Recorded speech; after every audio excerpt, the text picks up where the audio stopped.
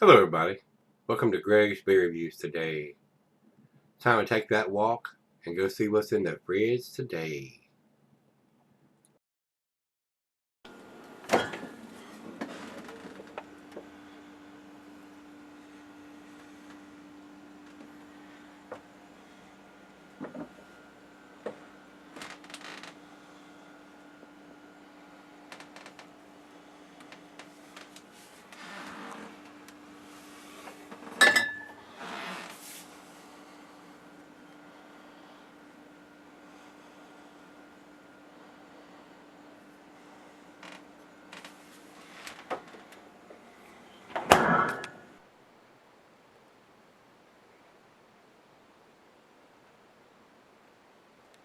Hey everybody, thanks for stopping by Gregsbeerreviews today.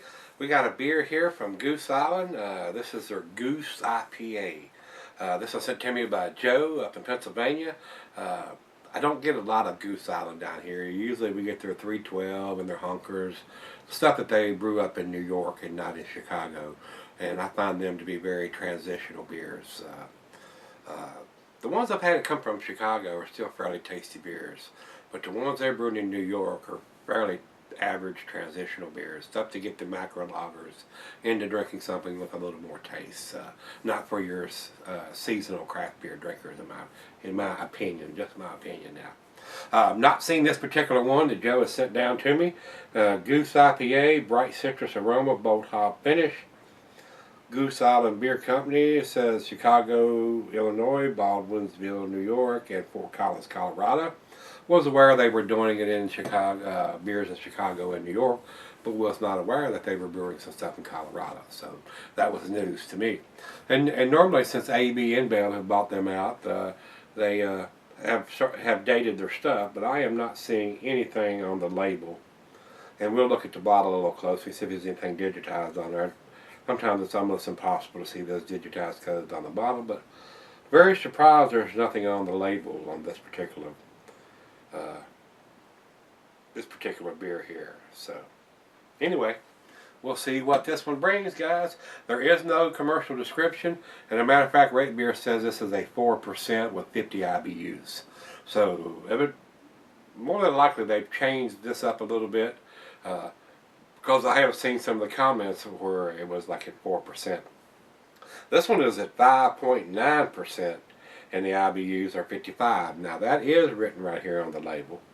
So very surprised there's no dating on this label. That was the only good thing that came out of the InBev buy, that they were dating everything then. And not seeing it on this one. Here we go. It's on the neck. I knew they usually do it on the label somewhere. Just says bottled on date is February 14th of 2015.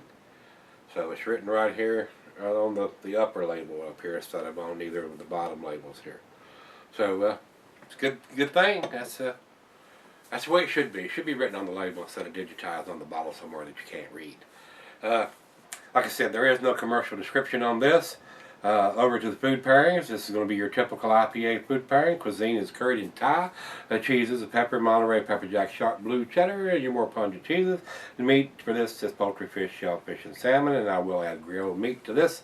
Glass-fired pint Becker non tumbler, mug, stein, and Sidel. I'm using my favorite glass, the solid beer glass. And since here, not recommended for extended cellaring because it's an IPA and the hops will fade. So that is all we need to talk about. So let's pop the cap on this bad boy. And this cap's a little different. Usually they're black with the goose on it, but this one's got a green ring around the outside. So I might need to save that one and put that one on the fridge downstairs. So let's do it. Like I said, they don't say exactly where this one was done, whether it's done in Chicago, Colorado, New York, so I don't know. If I was guessing, I would say it comes out of New York, but it doesn't say on the label one way or the other. I mean, I've not read anywhere where they're telling us where it comes from or where exactly it's brewed at. About a finger of head, over to the light. It is perfectly clear. It is a tangerine colored. A lot of bubble streaming up from the center of the glass, reinforcing that head. Good looking beer, it really is. Let's get a nose on it.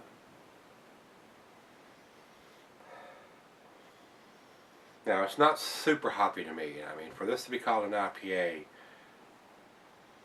a little bit of citrusiness in there.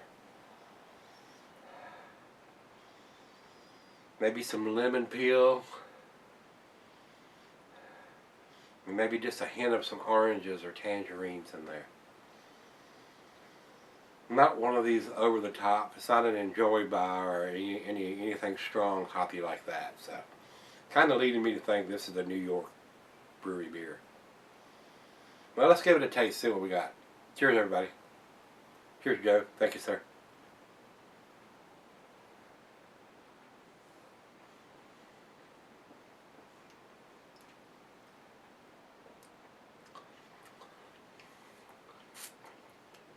I'm getting citrusiness there. I'm getting a little bit of maltiness too.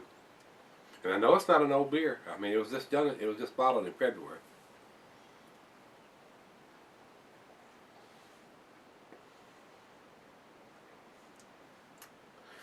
It does have a decent bitterness on the back end,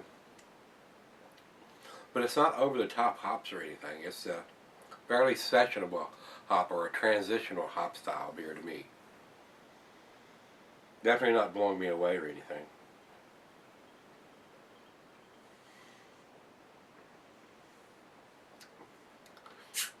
A nice citrusiness there.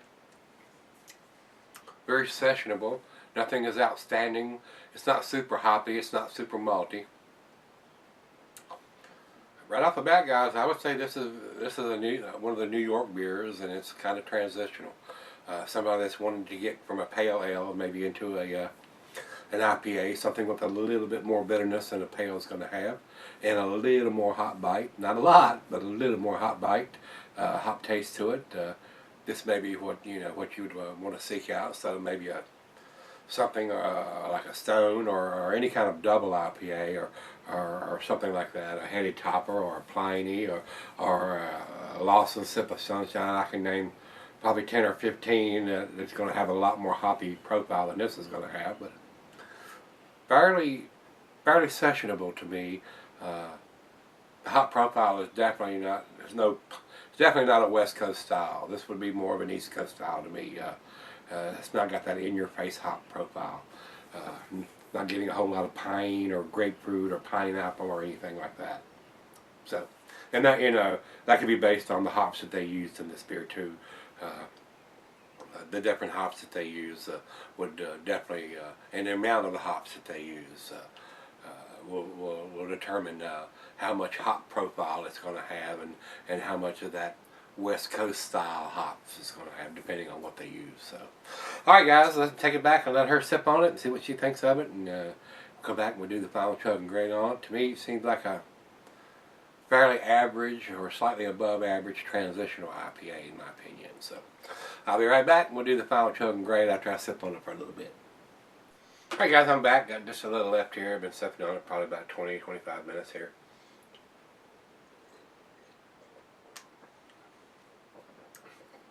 A nice citrusy taste,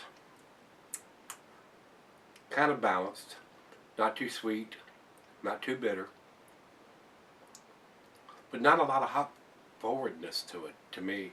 I mean, there are some pale ales that's hoppier than this.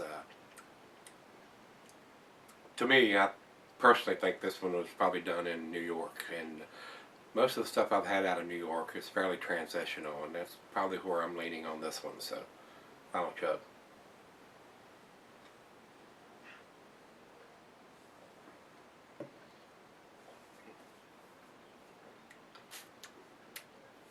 Not a bad beer, but nothing outstanding. Guys, it's, with having the IBUs written on there, I was going to give it a B-, but with the IBUs written on there, with the date written on there, and the ABV written on there, they're giving you all the information. So I'm going to probably go ahead and give it the B. The B in my scale is a 6. B- would be a 5. I think it's slightly better than average, but it's definitely not into the A category in my opinion. There is a lot as far as in my area, there's a lot better beers that are reasonably priced. The Ranger, Bell's Two Hearted Ale, Heavy Seas, Hop 3, Lagunitas, Little Something.